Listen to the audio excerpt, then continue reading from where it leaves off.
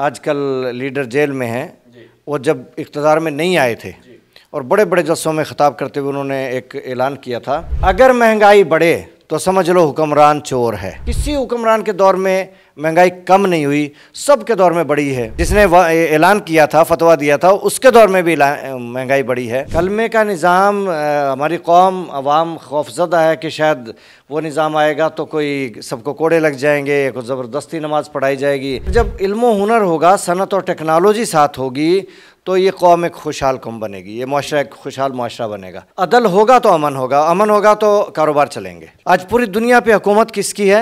मईशत की है, और हमेशा से रही है, हमेशा रहेगी। ज़कात और उशर का निज़ाम चलाना, मरकज़ी निज़ाम चलाना मुसलमानों पर, मुसलमान हुक्मरानों पर फ़र्ज़ है। बिस्मिल्लाहिर्रहमानिर्रहीम। अस्सलाम वालेकुम नाज़रीन, न्यू एडिशन में खुश आमदीद। मैं आसिम इरशाद हूँ। पाकिस्तान मुहाफ़िज़ पार्टी के बानी और सदर हमारे साथ मौजूद हैं, डॉक्टर सलीम खान राव साहब। इनसे जानते हैं कि पाकिस्तान में इतनी सियासी जमातें हैं, इनको नई सियासी जमात बनाने की सोच कहाँ से आई और पार्टी का मंशूर क्या है, पार्टी क्या कुछ करेगी और इस वक्त तक की इनकी क्या डेवलपमेंट है, क्या पाकिस्तान में इन्होंने क्या कुछ किया है। अस्सलाम वालेकुम सर।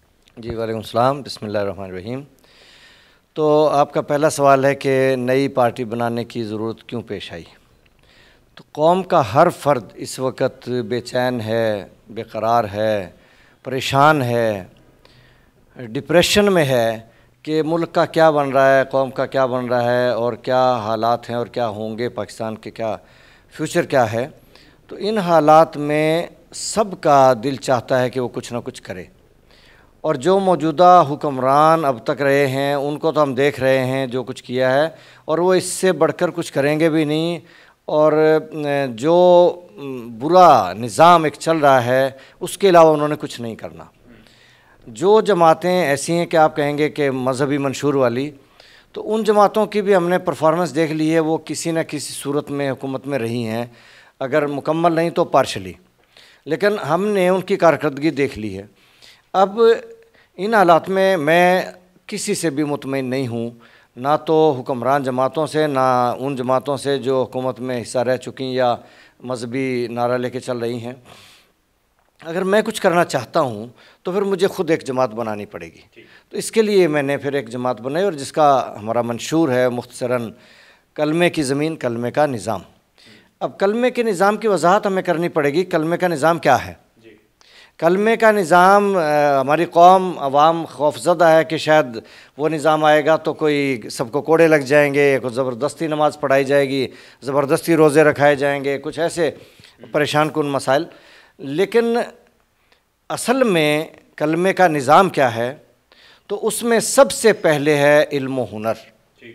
तालीम सब के लिए हो, 100% और फ्री हो, जैसे तरक्की याफ्ता ममालिक में कर दी गई है। चाइना हमसे बाद में आज़ाद हुआ, वहाँ 100% हो गई। हुनर सब के लिए हो, जैसे उन्होंने कर दिया। फिर जब इल्म हुनर होगा, सनत और टेक्नोलॉजी साथ होगी, तो ये कौम एक खुशहाल कौम बनेगी, ये मुआशरा एक खुशहाल मुआशरा बनेगा।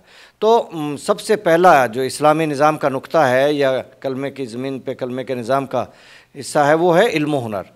फिर आ जाता है अदल व अमन। अदल होगा तो अमन होगा, अमन होगा तो कारोबार चलेंगे। अदल ऐसा हो कि दरवाज़े खुले छोड़ के सो जाओ, किसी को डर ना हो, और जेवर से लदी औरत पूरा मुल्क फिरे, उसे डर ना लगे, और दिनों में फ़ैसले हों, दुरुस्त फ़ैसले हों। तो ये अदल कायम करना है, ये अमन कायम करना है, इंशाअल्लाह होगा। तो अदल और अमन इतना हो कि किसी को कोई खौफ ना हो। तो अदल और अमन ज़रूरी सा ये है कलमे का निज़ाम। फिर है मुआशी निज़ाम। सबसे अहम कौमों की ज़िंदगी में मईशत है। आज पूरी दुनिया पे हुकूमत किसकी है? मईशत की है, और हमेशा से रही है, हमेशा रहेगी।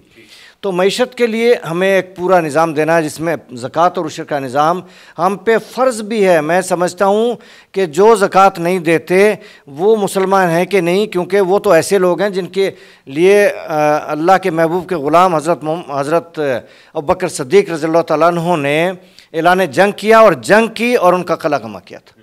तो ज़कात और उशर का निज़ाम चलाना, मरकज़ी निज़ाम चलाना मुसलमानों पर, मुसलमान हुक्मरानों पर फ़र्ज़ है। और वो निज़ाम अगर आ जाए, ज़कात और उशर का निज़ाम, मरकज़ी निज़ाम, तो पाकिस्तान में गुर्बत का नामो निशान नहीं रहेगा और ज़कात लेने वाला नहीं मिलेगा। तो वो निज़ाम हमें लाना है। अच्छा, मुझे बताएं कि आपकी जो जमात है वो मजहबी सियासी जमात होगी।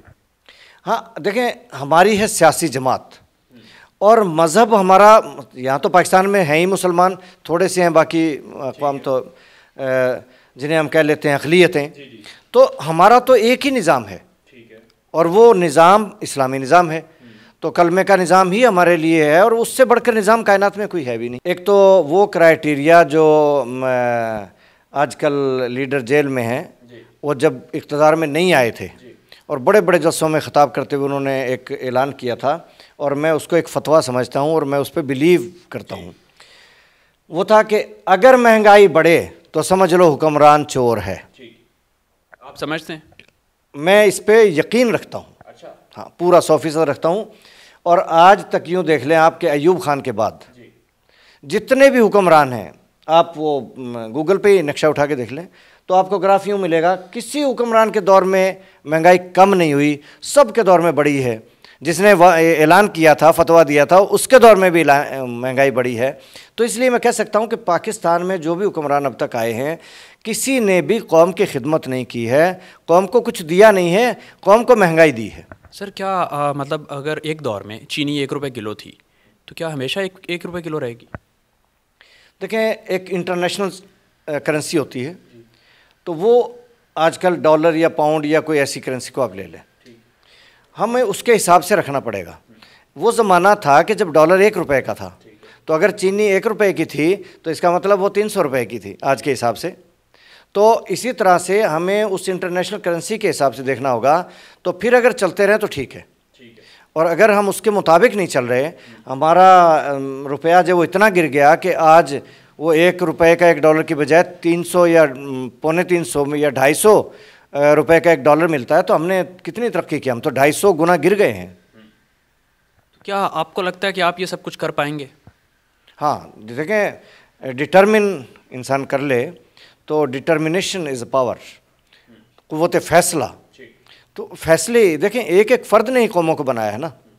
तो अगर इंशाअल्लाह अल्लाह को मंजूर होगा, हम कोशिश करेंगे और ज़रूर करेंगे, इसीलिए बनाई जमात, हम ये कर पाएंगे और इंशाअल्लाह करेंगे। और आप देखेंगे इस ज़मीन पे, कलमे की ज़मीन पे कलमे का निज़ाम आएगा और बहुत जल्द आएगा इंशाअल्लाह। अच्छा सर, मुझे बताएं कि पाकिस्तान की जो मौजूदा सियासी सूरत हाल है, इसको कैसे देखते हैं? कौन ज़िम्मेदार है?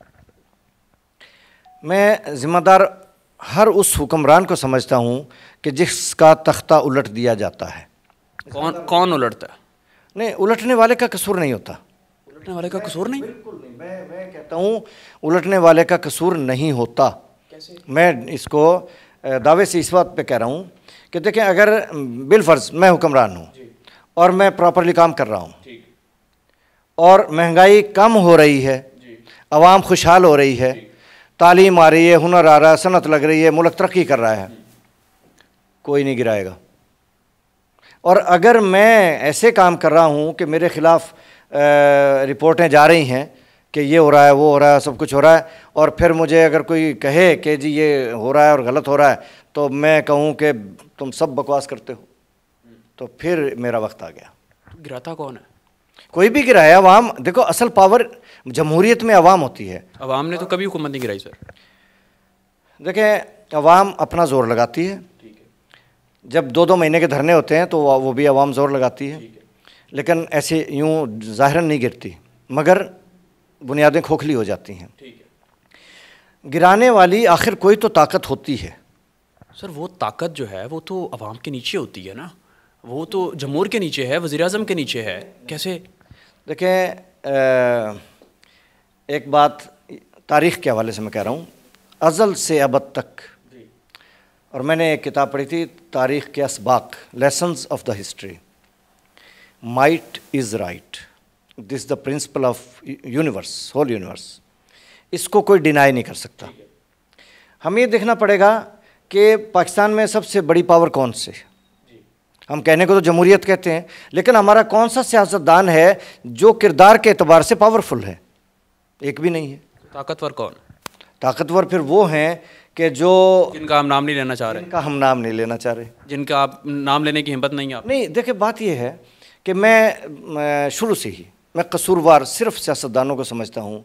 कैसे आप एक सियासी सर आप एक सियासतदान हैं, आप एक सियासी जमात बना रहे हैं और आप सियासतदानों को कसूरवार समझ रहे हैं। आप ना ब्यूरोक्रेसी को कसूरवार समझते हैं, ना अदलियों को कसूरवार समझते हैं, ना एस्टेब्लिशमेंट को कसूरवार समझते हैं कि कैसी सियासी जमात है। आप एस्टेब्लिशमेंट के पे रोल पे आ रहे हैं, एस्टेब्लिशमेंट ला रही है आपको। अच्छा, मैं ब्यूरोक्रेसी को नहीं समझता, जुडिशरी को नहीं समझता, इदारों को नहीं समझता। उसकी रीज़न देखिए, जमहूरियत में वज़ीर आज़म वो हेड ऑफ़ द स्टेट होता है। ठीक है। अगर वो अदलिया को नहीं चला पा रहा तो उसमें क्या एस्टेब्लिशमेंट का रोल है?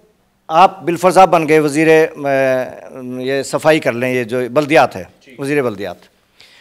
अगर कोई आपको आके रोकेगा, अमेरिका भी अगर आपको रोकेगा कि जनाब आप शहर को साफ़ सुथरा नहीं रख सकते, लाहौर को आपने मैला गंदा रखना है, तो फिर तो वो कसूरवार हैं।